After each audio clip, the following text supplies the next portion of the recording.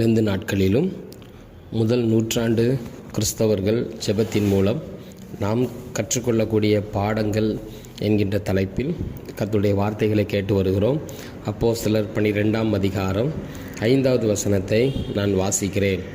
அப்படியே பேதுரு சிறைச்சாலையில் காக்கப்பட்டிருக்கையில் சபையார் அவனுக்காக தேவனை நோக்கி ஊக்கத்தோடு ஜெபம் பண்ணினார்கள்.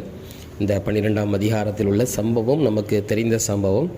பேதுரு சிறைச்சாலையில் அடைக்கப்பட்டிருக்கிறார். சபையார் ஊக்கமாய் ஜெபிக்கிறார்கள். கர்த்தர் தம்முடைய தூதனை அனுப்பி சிறைச்சாலையிலிருந்து பேதுருவை காப்பாற்றுகிறார். பேதுரு வெளியே வந்து திரும்ப கர்த்தருடைய ஊழியத்தை செய்கிறார். இன்றைக்கு இந்த வசனத்தின் மூலமாக அப்போஸ்தலர் 12ஆம் அதிகாரம் 5வது வசனத்தின் மூலமாக நாம் கற்றுக்கொள்ளக்கூடிய பாடம் என்னவென்றால், இன்றைக்கு நாம் நம்முடைய ஊழியர்களுக்காய் நாம் ஜெபிக்க வேண்டும். நாம் அநேகர் ஒவ்வொரு விதமான சபைகளில் நாம் உறுப்பினர்களாக இருப்போம். நம்முடைய சபையில் நம்முடைய ஊழியர்களுக்காக நாம் நிச்சயம் நம்முடைய தனி ஜெபங்களில் நாம் அவர்களுக்காக நாம் என்ன செய்ய வேண்டும்? ஜெபிக்க வேண்டும். அவருடைய பெயர்களை சொல்லி நாம் ஜெபிக்க வேண்டும். இன்றைக்கு குடும்ப ஜெபம் என்று சொல்லி நாம் வைத்து குடும்ப ஜெபங்களை நாம் செய்து வருகிறோம். நம்முடைய குடும்ப ஜெபங்களில் ஒரு 4 பேர் இருக்கிறார்களே என்றால் நம்முடைய பிள்ளைகள் நம்ம என்ன செய்ய வேண்டும்? ஊழியர்களுக்காக நாம் என்ன செய்ய வேண்டும்? ஜெபிக்க வேண்டும். ஊழியர்களுடைய பெயர்களை சொல்லி நாம் ஜெபிக்க வேண்டும். இன்றைக்கு ஊழியத்தில் அவர்கள் ஒரு கடினமான பாதையில் செல்லுகிறார்கள். ஒருபுறம் குடும்பத்தில் பிரச்சனை, சமாதானம் இல்லாத ஒரு சூழ்நிலை, ஒருபுறம் ஊழியத்தில் மிகுந்த பிரச்சனை. இப்படி அது மாத்திரமல்ல, அவர்கள் அநேக பிரச்சனைகளை சந்தித்து வருகிறார்கள். நாம் அவர்களுக்காக நாம் என்ன செய்யணும்? ஜெபிக்கணும். குடும்பங்களில் ஆண்டவரே, ஊழியர்களுடைய குடும்பத்தில் சமாதானத்தை கட்டளையிடும் என்று சொல்லி நம்முடைய தனி ஜெபங்களில் ஜெபிக்க வேண்டும். நாம் தம்முடைய தனி ஜெபங்களில் ஆண்டவரே எங்களுடைய ஊழியரை வல்லமையாக எடுத்து பயன்படுத்தும் என்று சொல்லி நாம் ஜெபிக்க வேண்டும். ஆண்டவரே, எங்களுடைய ஊழியரை பாதுகாத்து கொள்ளுங்க, அவருடைய பிரயாண பாதுகாப்பை தாங்க என்று சொல்லி நாம் ஜெபிக்க வேண்டும். ஆண்டவருடைய ஊழியர்கள் மூலமாக வல்லமையான வார்த்தைகளை தாங்க என்று சொல்லி நாம் ஜெபிக்க வேண்டும். இப்படி ஜெபிக்கும்போது கர்த்தர் என்ன செய்வார் என்றால், ஊழியர்களை வல்லமையாக எடுத்து பயன்படுத்துவார். ஒரு சபையாரை நான் சந்திக்க நேர்ந்தது. அவர்கள் சனிக்கிழமை ஒரு சபைக்கு செல்லக்கூடிய ஒரு குடும்பத்தார். அந்த சபையாரை குறித்து நான் பேசி கொண்டிருந்தேன். அப்பொழுது அந்த சபையார் சொன்னாங்க, ஐயா, நாங்கள் சனிக்கிழமை உபவாசம் இருந்து ஜெபிப்போம்.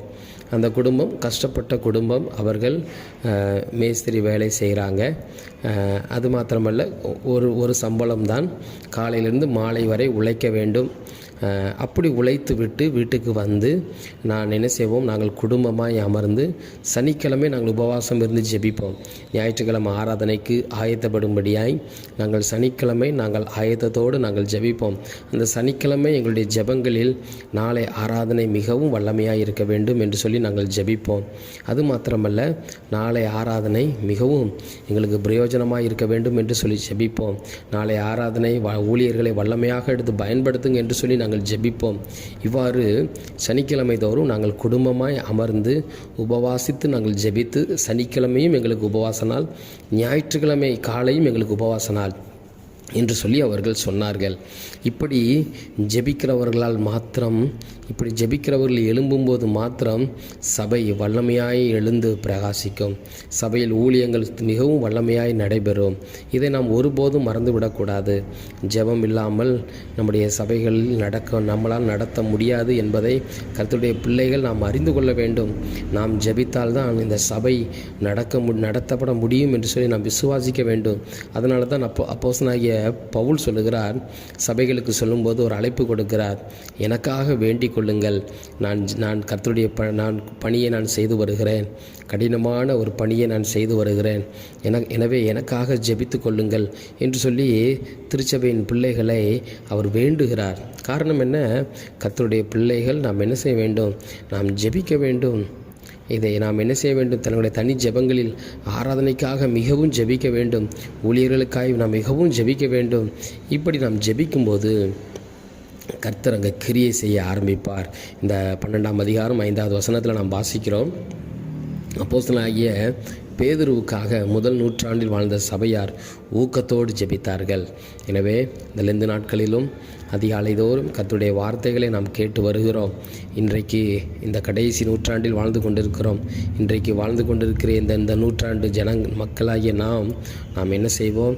ஜெபிப்போம். ஊழியர்களுக்காய் நாம் ஜெபிப்போம். பாரத்தோடு ஜெபிப்போம். ஆராதனைக்காய் நாம் ஜெபிப்போம். ஊழியர்களுக்காய் நாம் ஜெபிப்போம். கர்த்தர் நிச்சயம் ஊழியர்களை பாதுகாத்து கொள்வார். ஊழியர்களுடைய குடும்பத்தை கர்த்தர் ஆசீர்வதிப்பார். ஊழியக்காரர்களை கர்த்தர் எடுத்து பயன்படுத்துவார். எப்படி பேதுருவை எடுத்து பயன்படுத்தினாரோ, எப்படி அப்போஸ்தலர்களை எடுத்து பயன்படுத்தினாரோ, ஆதி திருச்சபை ஜெபிக்கும்போது எப்படி ஊழியர்களை வல்லமையாக எடுத்து பயன்படுத்தினாரோ, அதே போல் நாமும் ஜெபிக்கும்போது ஊழியர்களை கர்த்தர் வல்லமையாக எடுத்து பயன்படுத்துவார். அவர்கள் மூலமாக கர்த்தர் பெரிய காரியங்களை செய்வார். கர்த்தர் தாம் திரு வார்த்தைகளை ஆசீர்வதிப்பாராக. Thank you. May God bless you.